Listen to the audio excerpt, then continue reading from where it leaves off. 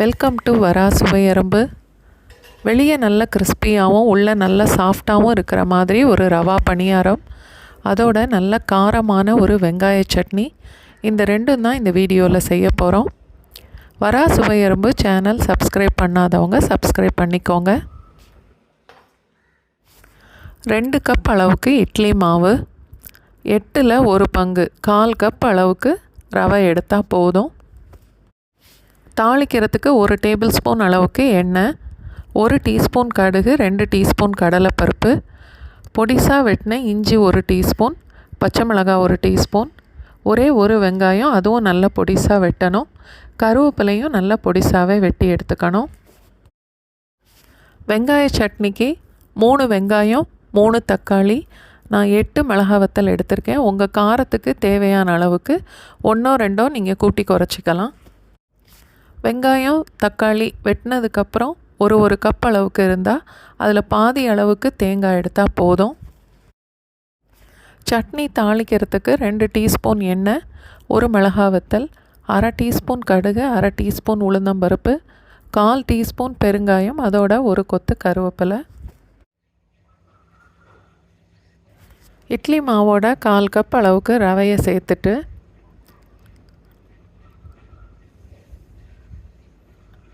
ரவைக்கு மட்டும் தேவையான அளவுக்கு ஒரு 1/4 டீஸ்பூன் உப்பு சேர்த்தா போதும். ரெண்டும் சேர்த்து இப்போ நல்லா கலந்துடணும்.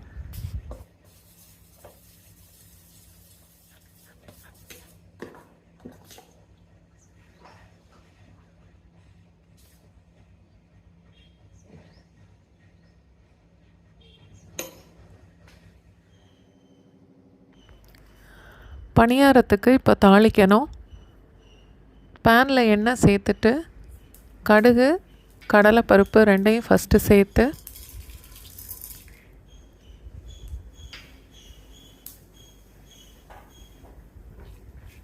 கடலைப்பருப்பு கொஞ்சம் செவந்ததுக்கப்புறம்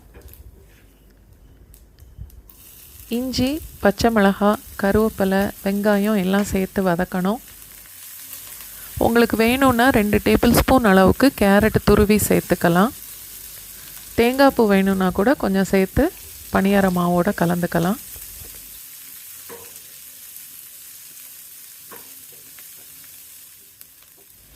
வெங்காயம் செவக்கிற வரைக்கும் வதக்க வேண்டாம், இந்த அளவுக்கு வதக்குனா போதும்.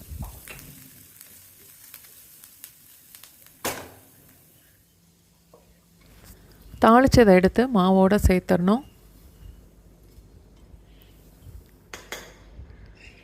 கலந்து பார்த்துட்டு மாவு ரொம்ப கெட்டியாக இருக்கிற மாதிரி இருந்தால் கொஞ்சமாக தண்ணி சேர்த்து கலந்துக்கணும். மாவு இந்த அளவு கெட்டியாக இருந்தால் பணியாரம் ஊற்றுறதுக்கு கரெக்டாக இருக்கும். ரவை நல்லா ஊறணும், அதனால் ஒரு 1/2 மணி நேரம் அப்படியே மூடி வச்சிடலாம்.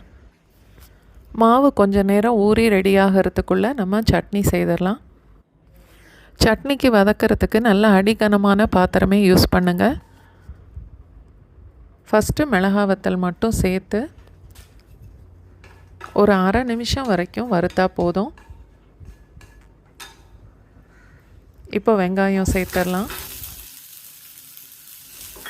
அடுப்பை மீடியம் ஃப்ளேமை விட கொஞ்சம் கம்மியாக வச்சுட்டே வதக்கணும். அடிக்கடி கிளறி விட்டுட்டே இருக்கணும், அப்போ தான் வெங்காயம் நல்லா ஈவனாக வதங்கி வரும்.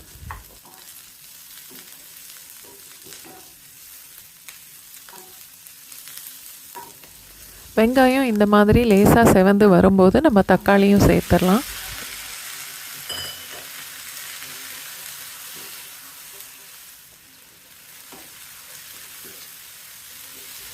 அடுப்பில் ஃப்ளேமை கூட்ட வேண்டாம், மீடியம் ஃப்ளேமை விட கம்மியாகவே இருக்கட்டும்.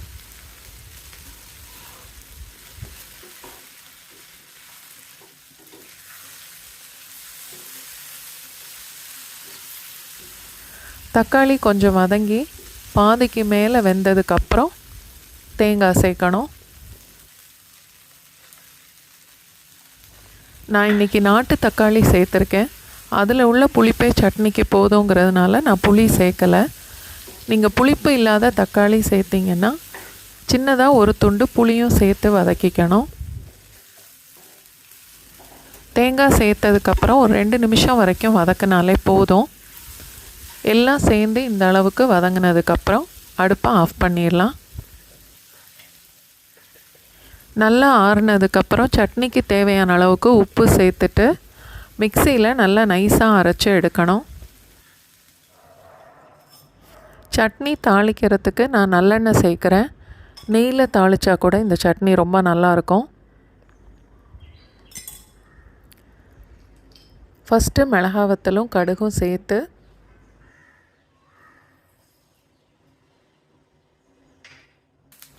கடுகு பொரியும் போது உளுந்தம்பருப்பு சேர்க்கணும்.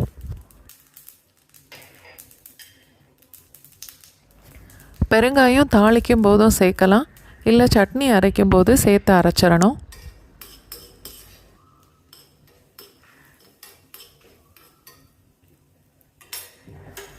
இப்போது கருவேப்பிலையும் சேர்த்துட்டு தாளித்ததை எடுத்து சட்னியோடு சேர்த்துடணும். எந்த சட்னியாக இருந்தாலும் இந்த மாதிரி சிம்பிளாக தாளித்து சேர்த்துருங்க. சட்னியோட டேஸ்ட்டே ரொம்ப நல்லாயிருக்கும். இப்போ மாவு ரெடியாக இருக்கும். நம்ம பணியாரம் செய்ய ஆரம்பிக்கலாம். நான் பணியாரம் செய்கிறதுக்கு இரும்பு கல் தான் யூஸ் பண்ணுறேன். நீங்கள் உங்களோட கன்வீனியன்ஸுக்கு எது வேணாலும் நீங்கள் யூஸ் பண்ணிக்கலாம். எல்லா குழியிலையும் ஒரு டீஸ்பூன் அளவுக்கு எண்ணெய் இல்லாட்டி நெய் சேர்க்கணும். ரவா நல்லா ஊறினதுக்கப்புறம் மாவு இன்னும் கூட கொஞ்சம் கெட்டியாகும். தேவைன்னா கொஞ்சமாக தண்ணி சேர்த்து கலந்துக்கோங்க.